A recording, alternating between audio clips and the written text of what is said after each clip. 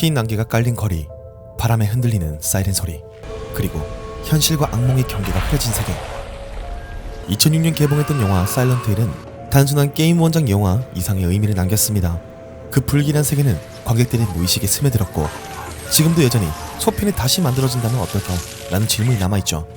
오늘 망상 시네마에서는 사일런트 힐의 세계가 영화로 다시 열린다면 어떤 이야기가 가능할지, 그리고 그 공포가 어디까지 확장될 수 있을지를 상상해보겠습니다.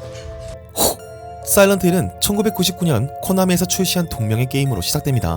심리적 공포, 무의식, 트라우마, 종교, 그리고 가족까지 그 모든 상징들이 어우러진 이 게임은 이후 공포 게임 장르를 완전히 바꿔놓았습니다.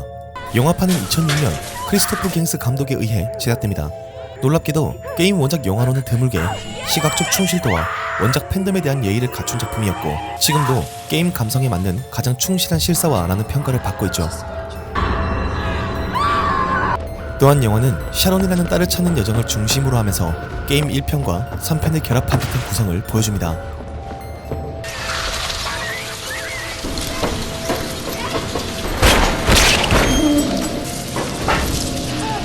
피라미드 헤드,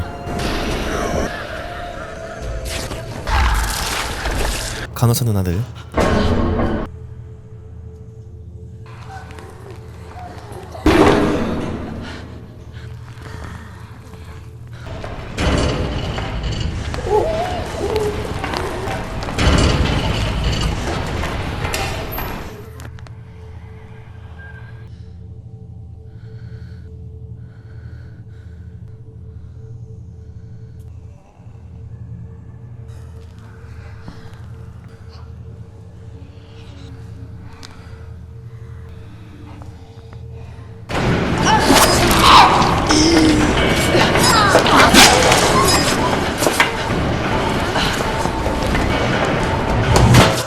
화영의식 등 원작의 심볼들은 충실히 등장했지만 영화를 시청한 관객에게는 여전히 미완성된 이야기로 남아있죠.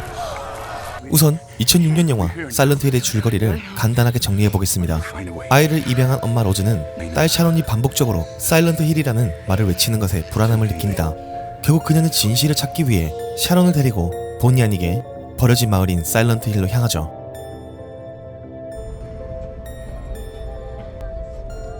하지만 마을에 도착한 순간 그녀는 교통사고를 당하게 되고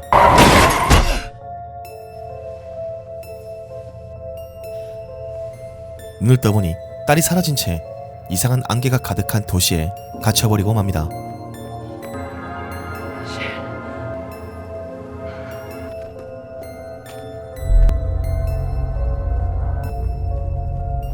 마을은 안개로 가득하고 소름 끼치는 사이렌이 울리며 다른 차원이 펼쳐지기 시작하죠. 그 속에서 로즈는 기괴한 괴물, 그리고 딸 샤론은 내면진 숨겨진 비밀과 마주하게 됩니다.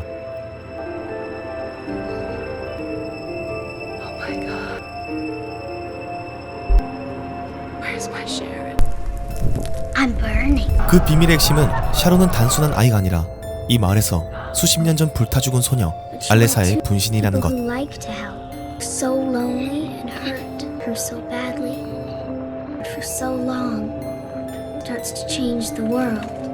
마지막에 로즈가 알레사의 기억과 분노를 받아들인 후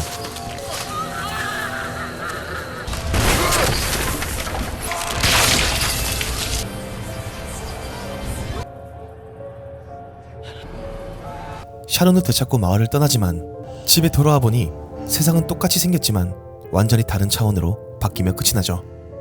그렇게 사일런트 힐은 단순한 마을이 아닌 죄책감과 트라우마가 만들어낸 또 하나의 세계라는 상징이 됩니다. 문제는 그 다음 벌어지는데요. 2012년 사일런트 힐 레벨레이션 3D가 개봉합니다.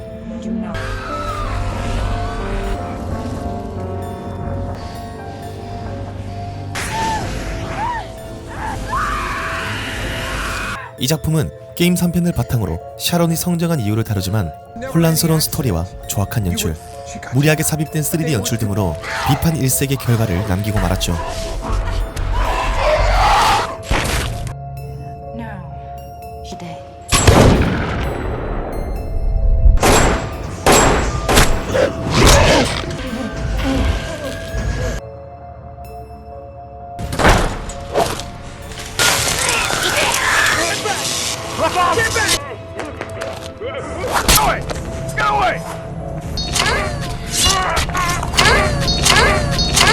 관객들은 이렇게 말했습니다.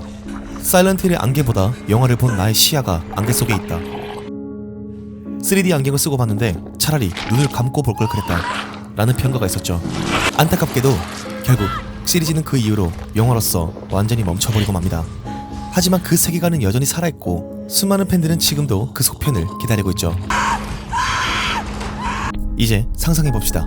사일런트 힐의 속편이 지금 2025년을 배경으로 다시 시작된다면 제목은 사일런트 힐 리턴 투 노웨어, 바로 1편 마지막에 등장했던 로즈와 샤론이 돌아온 장소. 하지만 현실과는 미세하게 어긋난 누구도 존재하지 않는 곳, 즉 노웨어 그 자체가 이번 이야기의 출발점입니다. 시간이 꽤 흘러 샤론은 어른이 되어 기억을 잃은 채 현실에서 살아갑니다. 그리고 그녀는 늘 반복해서 똑같은 꿈을 꾸죠. 안개와 화형대, 머리에 철로 된 피라미드를 쓴 남자, 그리고 자신을 어루만지던 따뜻한 누군가의 손길. 샤론은 기억 속의 마을 사일런트 힐로 향합니다. 그녀가 도착한 그곳은 비어 있었고 조용하며 죽어 있었습니다. 도시는 그녀를 알아봅니다. 벽에 걸린 사진 속에 샤론의 얼굴이 있었고 빈 병원 침대 위엔 자신이 한때 입었던 붉은 옷이 정리되어 있었습니다. 그리고 마침내 사이렌이 다시 울리기 시작합니다. 사일런트 힐의 상징적인 장면이죠.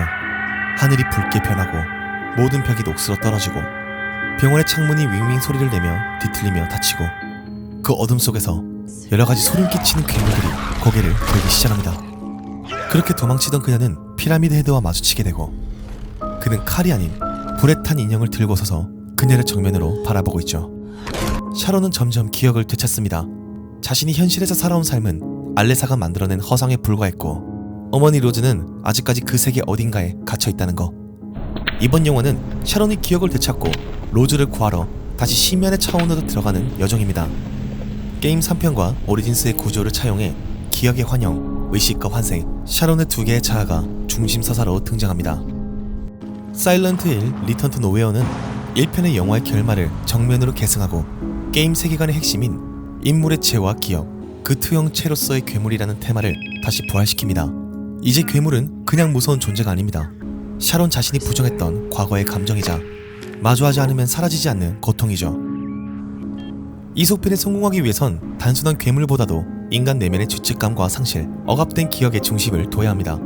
게임 2편처럼 살인자, 도피자, 각기 죄를 지닌 이들이 사일런트 힐에 끌려오고 그곳은 죄를 형상화한 지역으로 재창조되죠. 이렇듯 사일런트 힐 영화가 부활하려면 몇 가지 조건이 필요합니다. 실사 촬영 기반에 미니멀한 CG를 더해 원작 게임의 살아있는 안개를 생생하게 되살려야 합니다. 복잡한 플롯보다 내면의 공포를 강조하며 이해할 순 없지만 느낄 수 있는 불쾌함이 핵심이 되겠죠. 다시 시작이 아니라 끝나지 않은 이야기.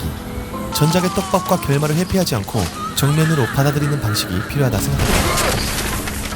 이렇듯 사일런트 힐은 이미 끝난 세계가 아닙니다. 단지 2편의 패망으로 인해 영화에서 외면했을 뿐 그곳은 여전히 저 너머에서 사이렌을 울리며 기다리고 있죠. 사일런트 힐 속편이 언젠간 다시 만들어진다면 단순한 리부트가 아니라 우리 무의식 속의 가장 깊은 어둠과 대면하는 그런 느낌으로 나왔으면 좋겠네요. 지금까지 홍시네마의 망상시네마였습니다. 안개가 걷히고 사이렌이 울리기 전에 구독과 좋아요 부탁드리겠습니다.